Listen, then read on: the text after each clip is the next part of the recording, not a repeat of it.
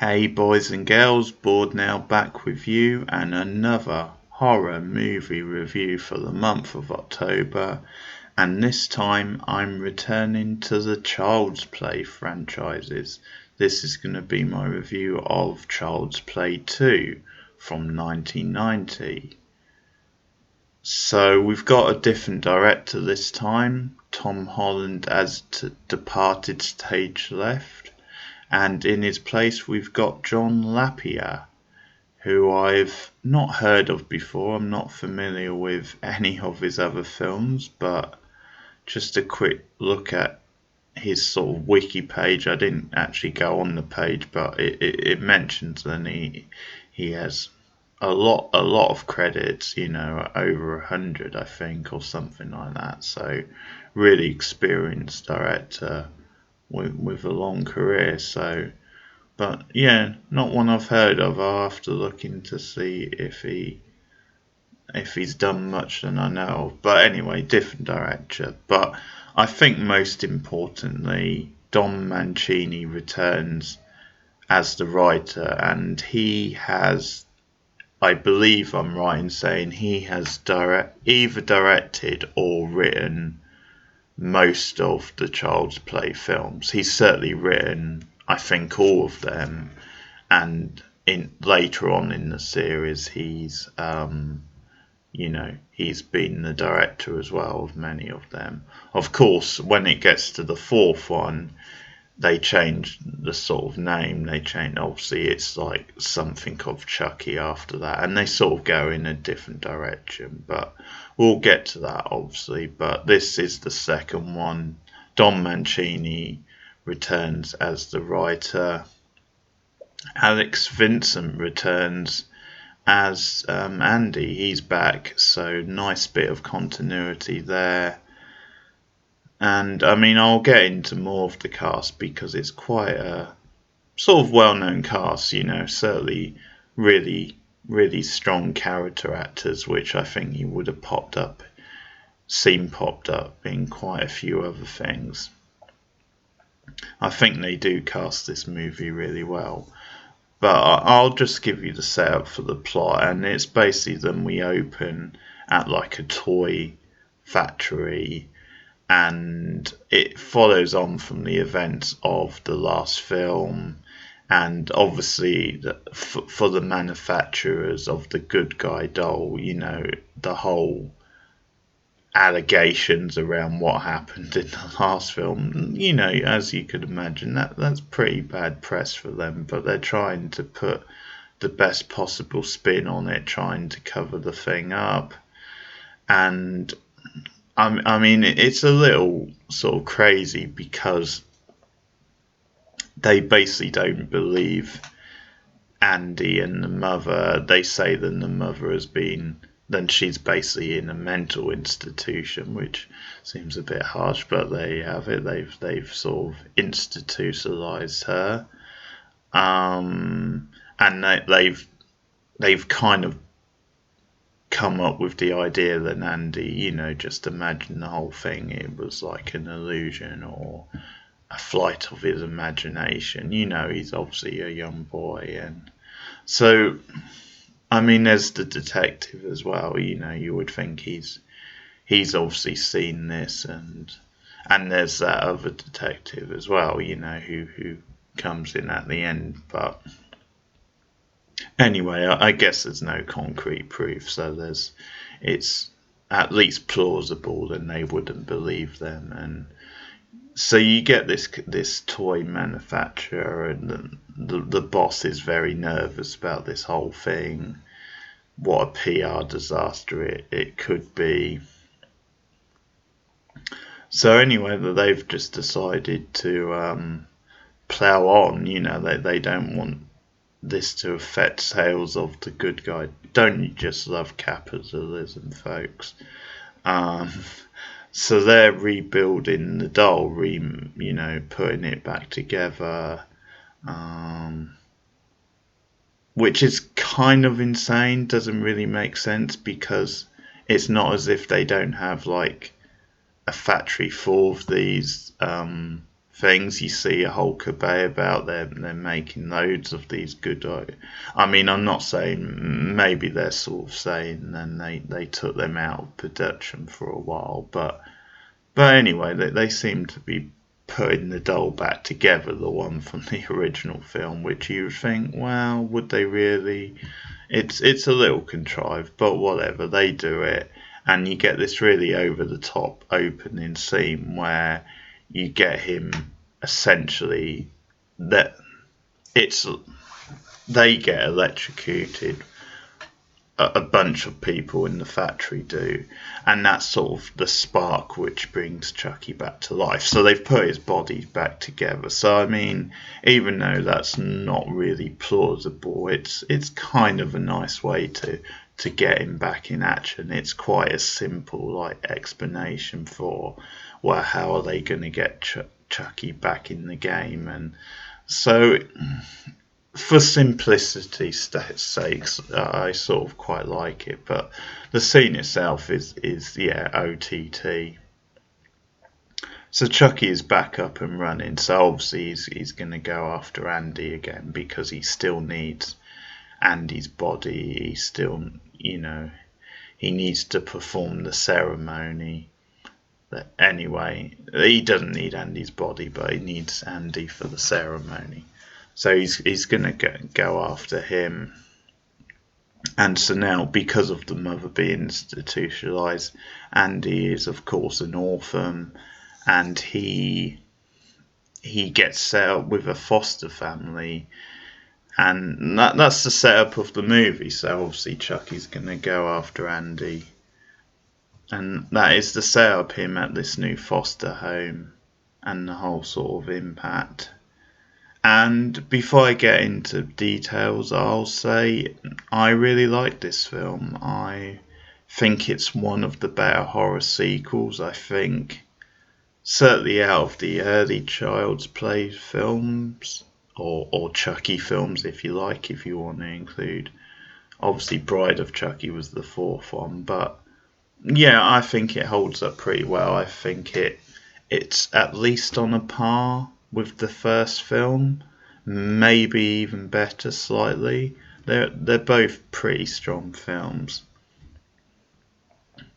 and I think the main reason why is they do get a good middle ground between the more comical side of Chucky and the more kind of out there sort of plot points. I mean, they do have a lot of fun and there's some entertaining set pieces, which you kind of have to have in these sorts of films, especially in the second film now, I think, because obviously for a lot of the first film, it is quite low key and it's, it is quite well built up to, Chucky finally being revealed, but they couldn't really do that for the second film with the cat out the bag, but they get a good mix of, as I say, those more in-your-face, more comedic moments, more kind of physical, slightly over the top, but enjoyable set pieces.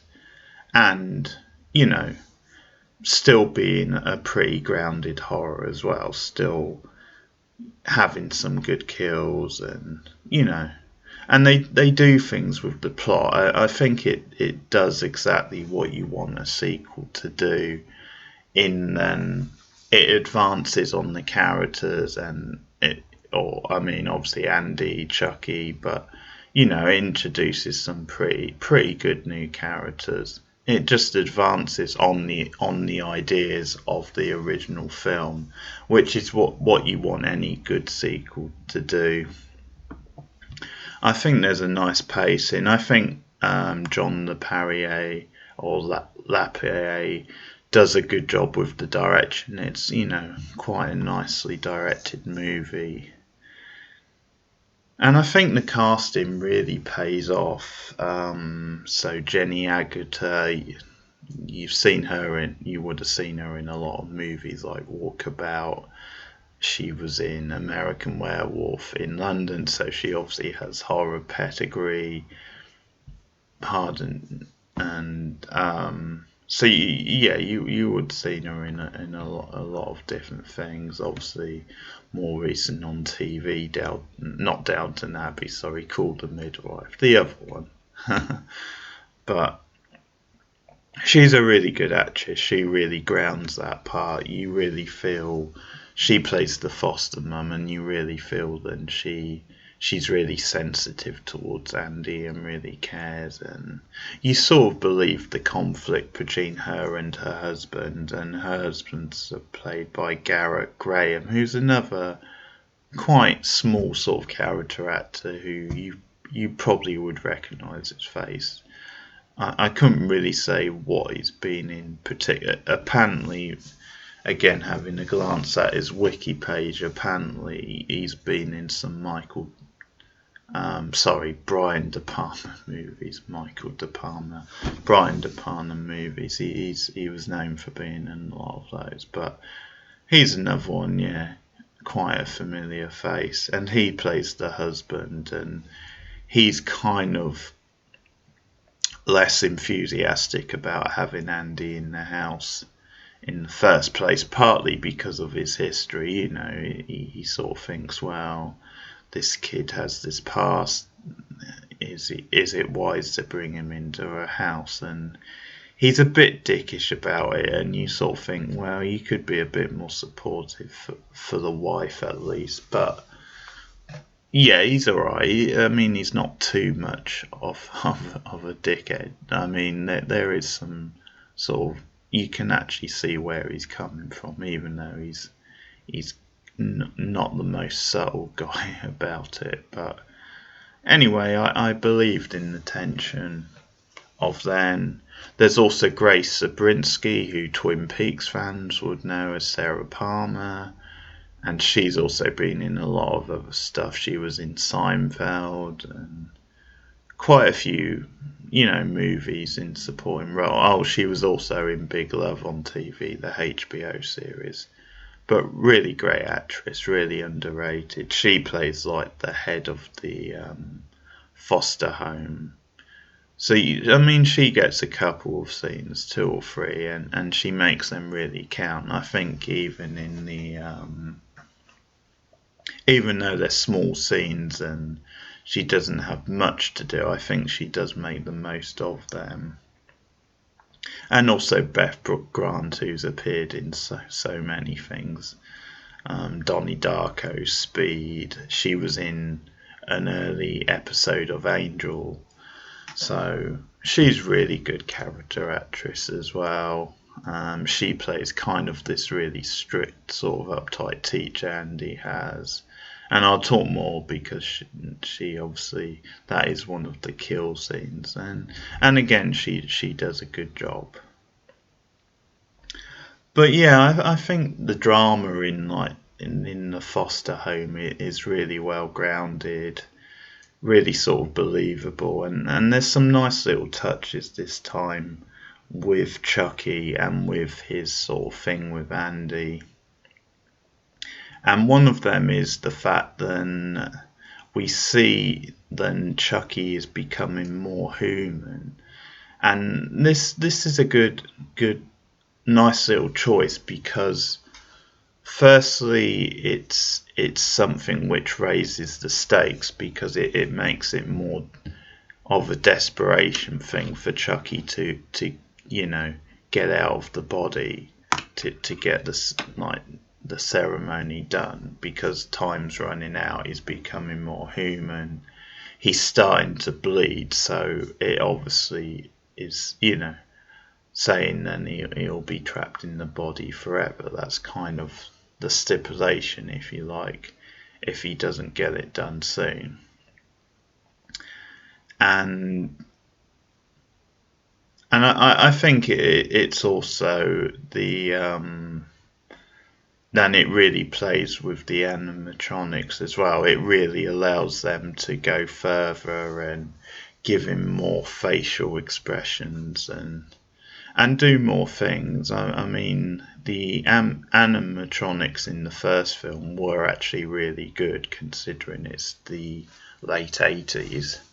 And I mean, in this one, because of him becoming more human, in doll form, it just takes it that step further, and they're even more impressive.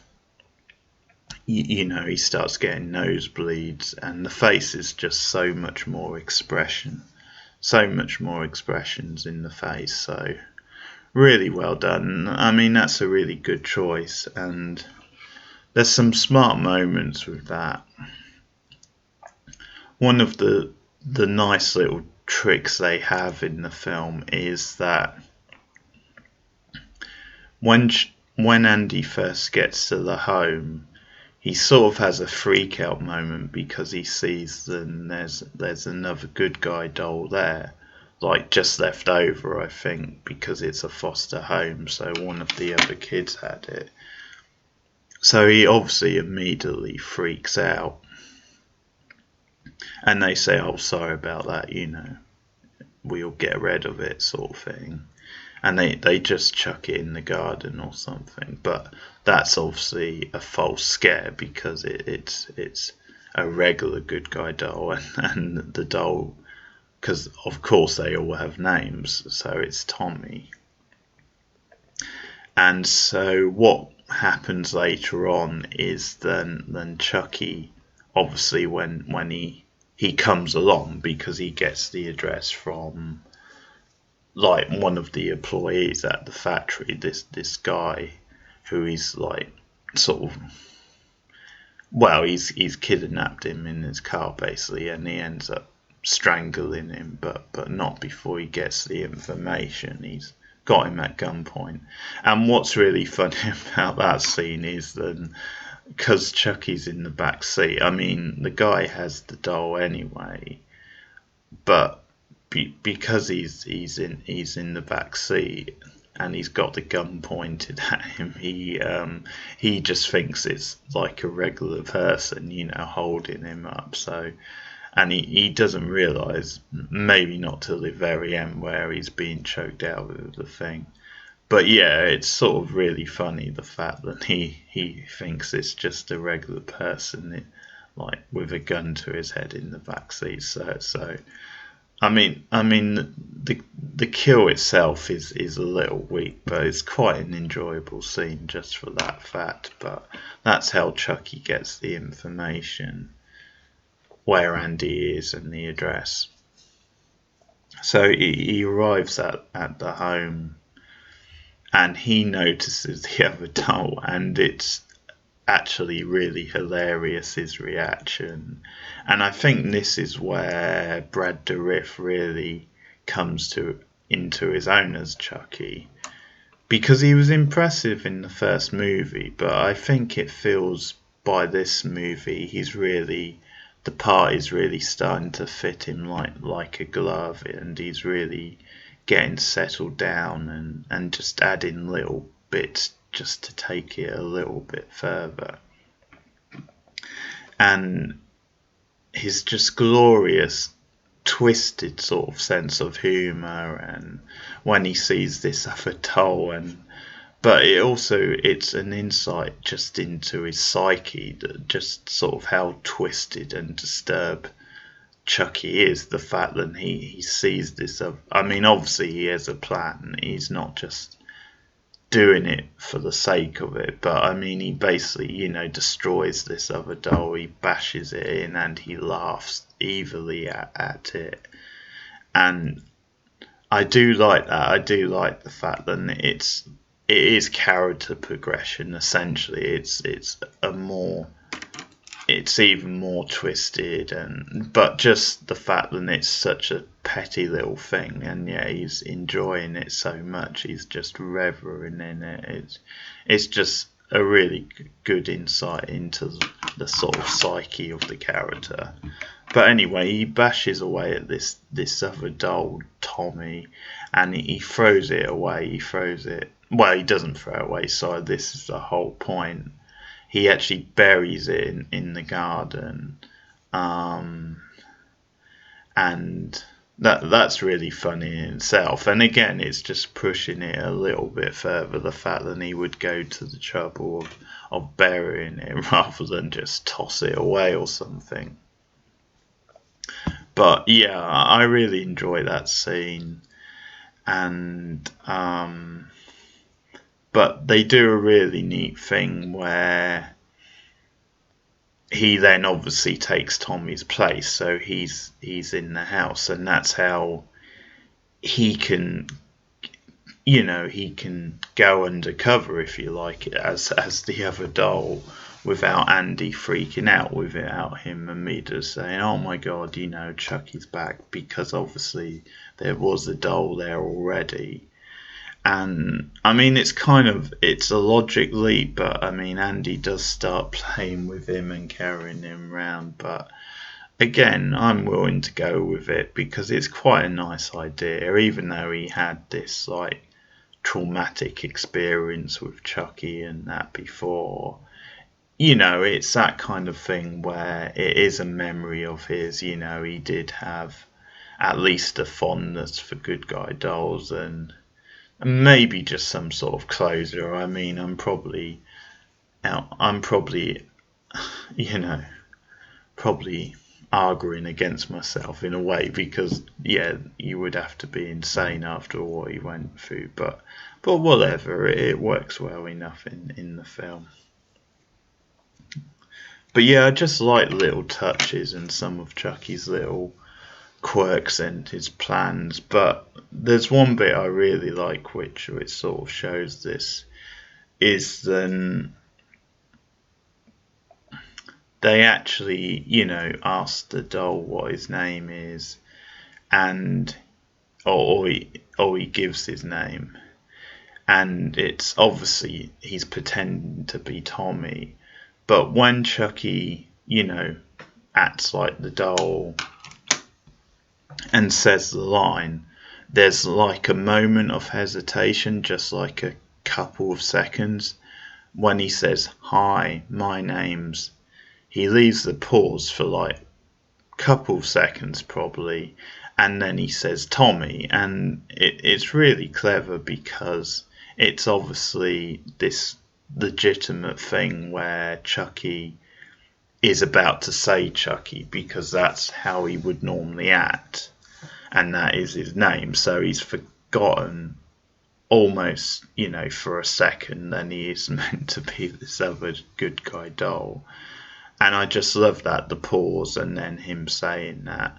But what I love even more is the fact that as soon as that pause has happened, Andy immediately is suspicious. I mean, I don't think he knows for sure, but he definitely, you can see it in his face, and he's suspicious. Why did he pause, that sort of thing? Whereas to the other people in the room, it doesn't really seem like anything, because they obviously they're not in the mindset of thinking, well, what's going on here?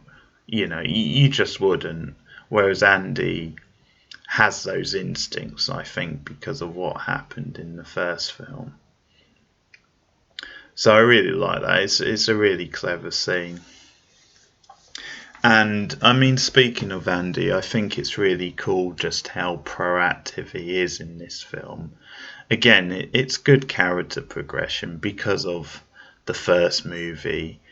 This time he's more prepared. He's got better instincts. He's grown as a character, and yeah, he's more ready. As soon as he knows that Chucky's back, or possibility that he's back, he's immediately on his game more, and sort of, preparing to face him. So I mean, a bit later on, he's actually, once he knows he's definitely back, he's downstairs with like a weapon and ready to face him. So I mean, all that stuff is really well done. Actually, another cast member I should mention is Christine Elise, who's Kyle. She's the other one, the other foster kid at who's staying with the parents, and she's really good. They bring her back again later for some of the later films, but watching this again. She's really good. I mean, funnily enough, I sort of know her best from this and from Beverly Hills 90210. And I don't know if she's been in much else, but yeah, she really impressed me because, I mean, she has this sort of punk sort of feel to her, and that's kind of the thing they're going for, where she's quite moody at the beginning, quite, she's quite rebellious and out there. But she has a nice little arc over the course of the film where you do see a more sensitive side. You also see like a tougher side, than you might sort of think. And there's good chemistry with her and Alex Vincent. I think they work really well together, and she really steps up basically because, over the course of the film, Chucky kills the two foster parents, so she really has to step up. Once she realises, then Andy is actually telling the truth. So she has a good arc in herself, and I really like the scenes with her and Andy working together. And I think she's really good. I mean, what she does really well is then she feels like a believable human. She feels like even though she's kind of punky, sometimes characters like that in movies can just be turned up to 11 and they just go for the stereotype, or they just go too over the top. And she's not. She feels like a very natural sort of person. She has a bit of humour to her. We see later on with her and Andy. But what I like about that progression is that even with that, they don't go too far. They don't make her like suddenly like a Mother Teresa, or then she's all kind of gushing and hugging Andy. They don't go over the top with that. It's just a natural sort of progression, and showing that she was probably really quite cool all along. It's just obviously she's had her issues, a bit like Andy has. So yeah, Christine Elise, really impressive. It's sort of a shame she hasn't really had a bigger career based on this. And I mean, 90210, even though it's not obviously the most cutting edge show, I do remember her being good in that as well. So yeah, she's really good. I really like Kyle as a character. It's really cool they brought her back. But yeah, so they work well together. I guess I should talk about some of the kills. There's some good kills. I think the one with the foster dad obviously stands out. It's a really good moment because obviously he has been more down on Andy than the mother. He hasn't really... Obviously neither of them believe it, but the mothers believe Andy about Chucky, but the mother is more sensitive. And so he comes down because he hears some noise, and it's obviously Andy and Chucky, kind of like whatever you want to say, going at it in the basement. So he hears a sound and he goes down, and he then sees Andy with like the weapon he's got. He's got some sort of electric appliance as a weapon to face Chucky with. And this again feeds into him thinking, Andy's gone off the deep end basically. So, he tries to calm Andy down, or that's what he's saying. I mean, obviously Andy is... But the scene plays out quite straight, so it's actually quite a clever thing because it sort of plays into him thinking Andy, has mental issues, and that he's imagining all this. But the kill itself is really good because Chucky just hooks him on the stairs, so he's underneath the stairs, and he just hooks him up on his ankle, and then hangs him upside down, and he says, "How's it hanging?" which is a great line. And then he eventually just drops him from a big height. And I think what really makes the kill is the fact that he literally lands on his neck. It's like one of those where his head twists, so he literally lands on the neck, and you hear the neck crack. It's a really good effect.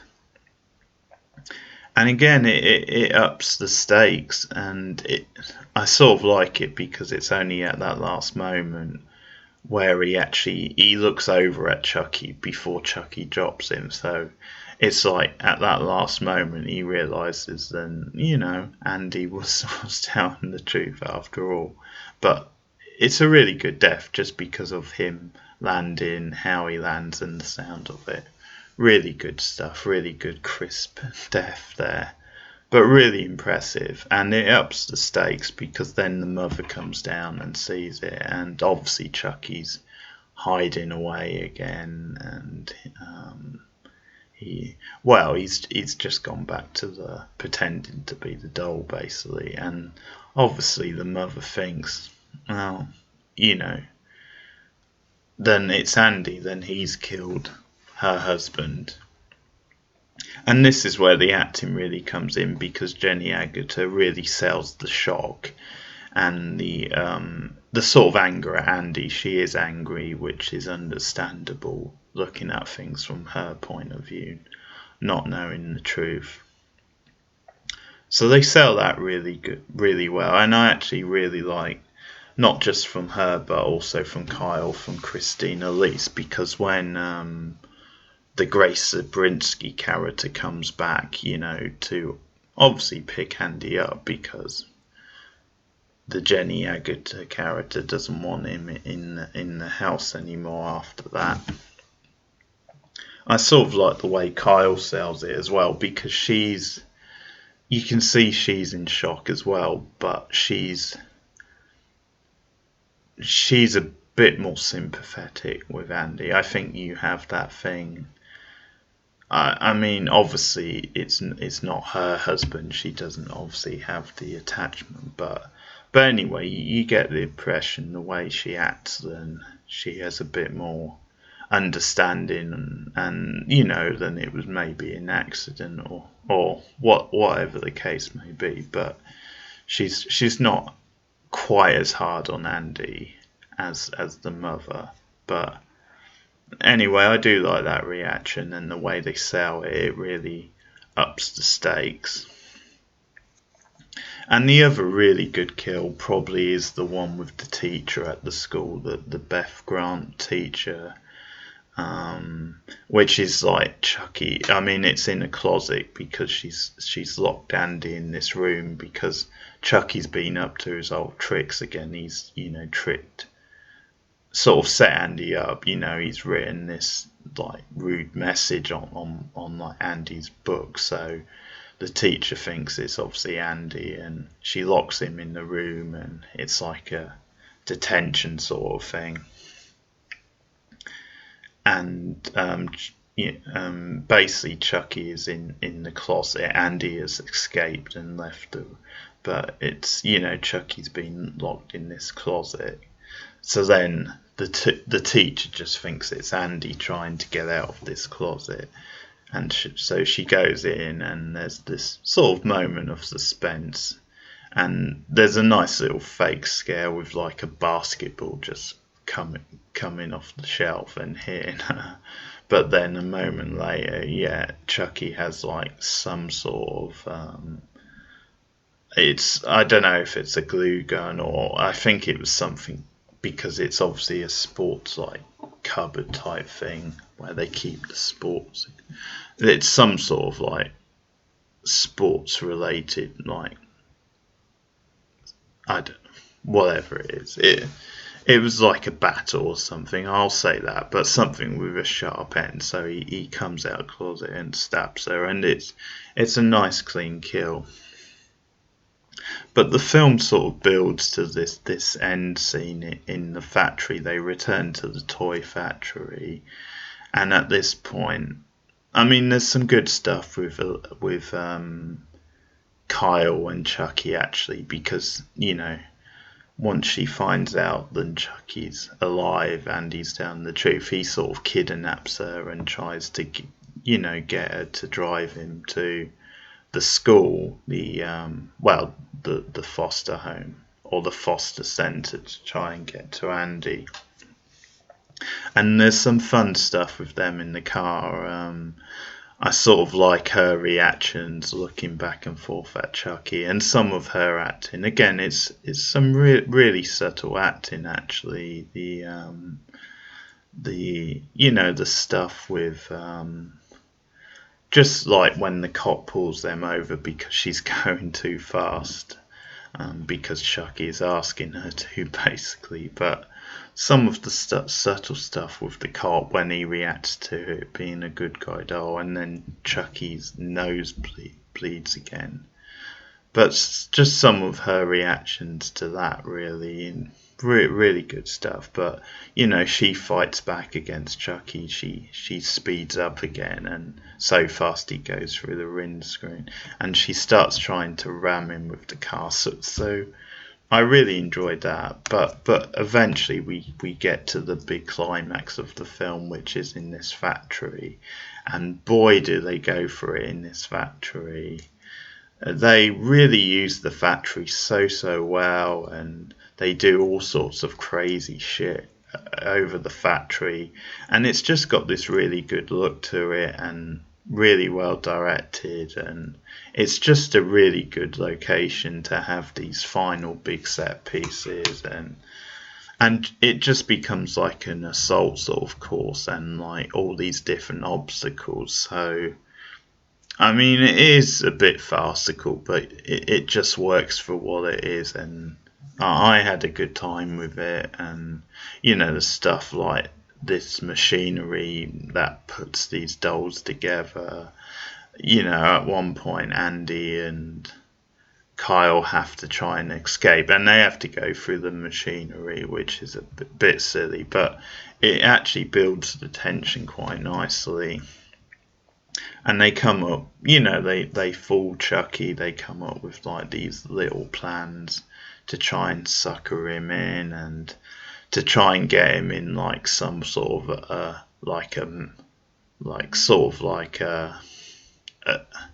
I'm not sure the word I'm going for, but anyway, one of the machines that sort of dismantles and like a crusher sort of. I don't know if that's the word, but that crushes like the dolls, destroys them, and they really go for it. They do all sorts of shit to Chucky, and it really ups it from the last film, because of course in the last film you had a massive sort of action set piece at the end, and they did so much to him then, but they just up it here in a way, and they dismember him. His legs come off. At one point he chases Andy on this trolley. They just do all sorts of crazy stuff. They blow him up, and it's fantastic. It's really well done. It's kind of silly, but it's kind of the payoff you want, really, the big final set piece. And the direction is really, really good. So it's a satisfying end to the film. So that's Child's Play 2. I really liked it. It's funny because I remember watching it before, and the ending at the factory really stood out, but a lot of the film didn't, and I didn't think it was that good. But this time around, some of the neat little touches and plot developments, they stood out more, and I had more fun with it. So really good sequel. As horror sequels go, I think this is one of the best ones, and probably is going to be one of my favourite of the whole franchise. So Child's Play 2, I'm going to go 8 out of 10. I'm going to go high on this one. I think it is even better than the first film. I think it's a lot of fun. There's some good kills, some good characters, not just the main two, but the supporting characters. I think there's some nice ones there. Obviously the casting, I think they did well with. It's fun, and there's still good moments of horror, and they just progress on the characters. They progress on what the first film did.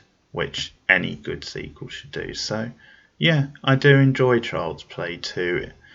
It's not perfect, I think there are rough moments in it and moments where it goes a little too silly, but I can excuse that. I think it does a lot of good stuff. So that's Child's Play 2.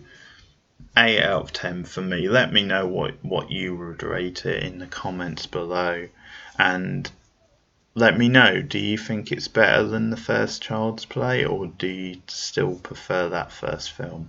Let me know your thoughts in the comments below, and I'm not sure when I'll return with the next part, Child's Play 3, but it shouldn't be too long. So thanks for watching, and I'll see you guys again soon. Goodbye.